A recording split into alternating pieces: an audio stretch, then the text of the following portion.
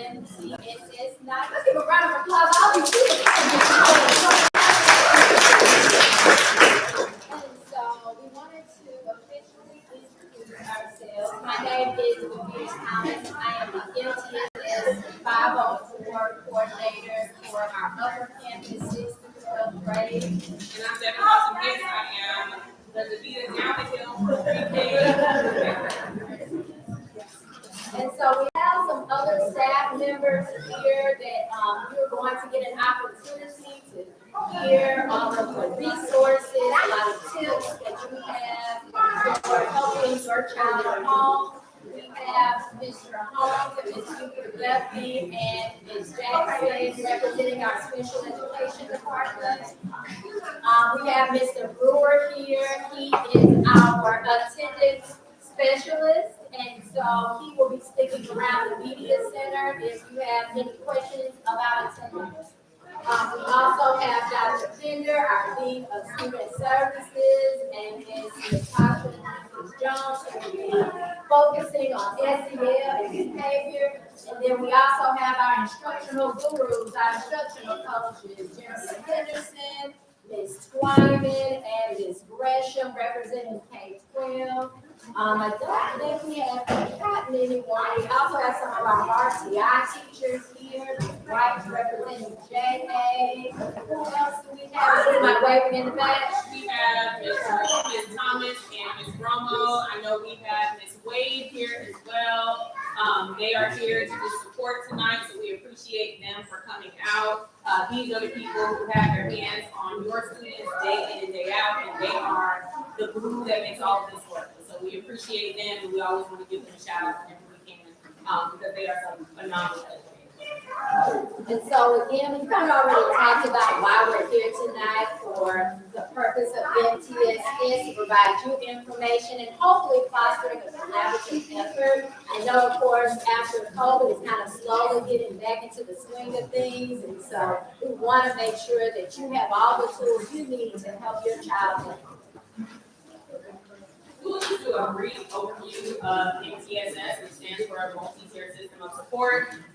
One major thing to remember about MTSS is that all students at all times are flowing through this process. And so if you look at this pyramid, MTSS is primarily represented by the pyramid. We have 3 tiers, but as you can see, we have students with disabilities, our English language learners, gifted students, and of course all of our other regular education or students in this tier. So tier 1, we have the majority of our students. Tier 2 are students that we've identified through different screeners who may need some additional support. And then our tier 3 are a small percentage of students who need more hands-on intentional instruction. And another thing to remember about MTSS is that it is a data-driven prevention framework. Our goal is to identify gaps in learning that we need to support and we need to fill in order to make sure that those students are continuing to meet learning targets.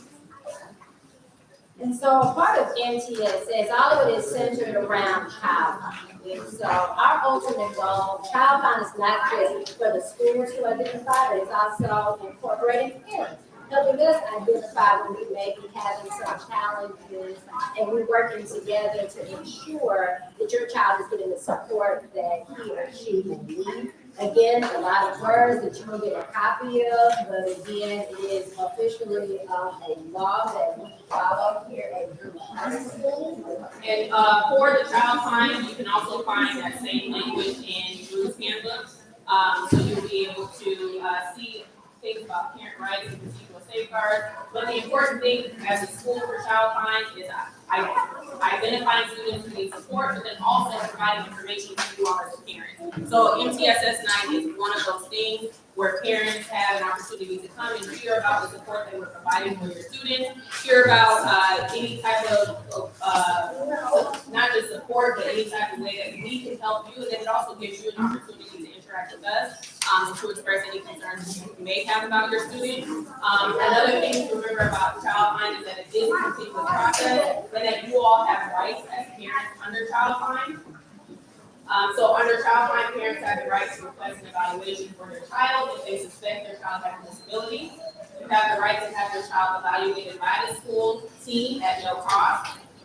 You have the right to have your child's hearing and vision screened after school at no cost. And you have a school nurse here who can do the vision and hearing screening. And then you also, under child find, have the right to decline special education services if your child is not eligible for these services. So if the child goes through the entire eligibility process and they are found eligible for special education services, you as a parent have the right to decline those services.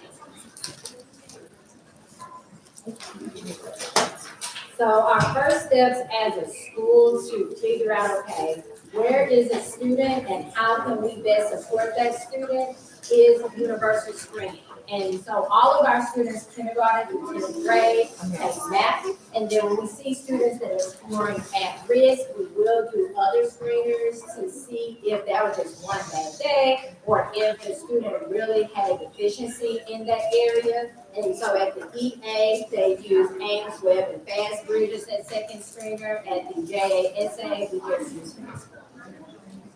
Fastbridge and Ames Webb are also our partner tools here at the EA. So you may receive a progress report for your students' progress monitoring that says they have been progress monitored in Ames Webb. Ames Webb is where we do our overall utility and client progress monitoring. And then for Fastbridge, we use that for reading comprehension and any of the math progress.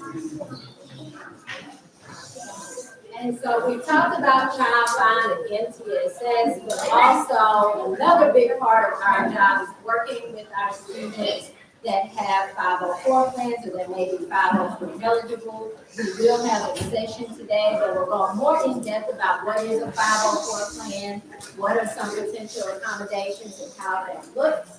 And so that will be one of the sessions that you will be able to choose from on today.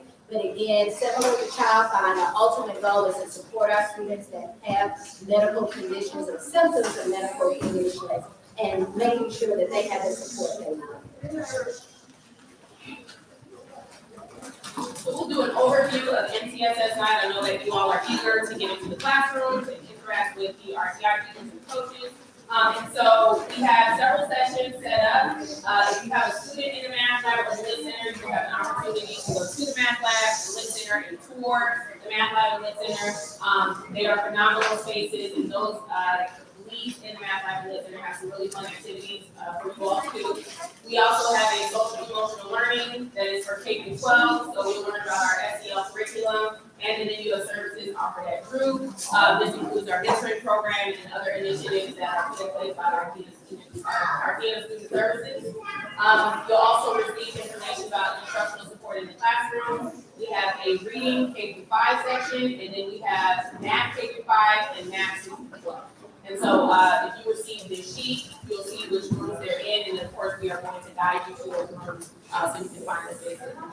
As Ms. Thomas stated, there will be a section 504 where she'll cover what a 504 plan is, but then she'll also discuss college and career readiness for students who are 6-12 who have 504 plans and what that looks like as they're graduating from high school and entering into college.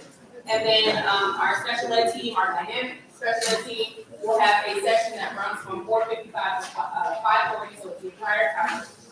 And they'll talk about the eligibility categories and how those eligibility categories impact your student in school, but also how they may impact your student outside of school now.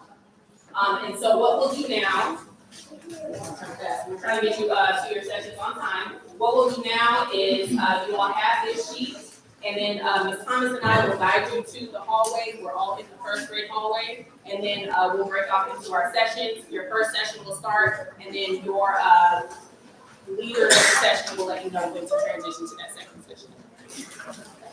I'm not doing a session independently, but I will be in the media center. If you have any questions for me, I'm happy to answer any questions that you may have. And so I'll kind of be housed here and walk around just to support.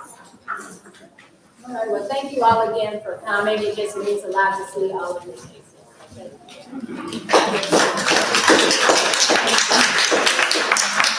We're all we're going to be like the kids. You're not saying. And follow the slide, please.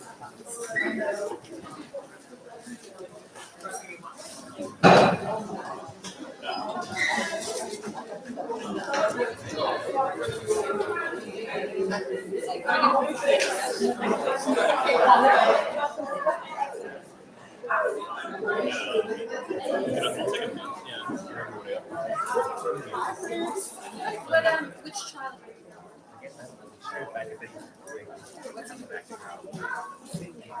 Oh, sorry, excuse me. What? No, there's no one.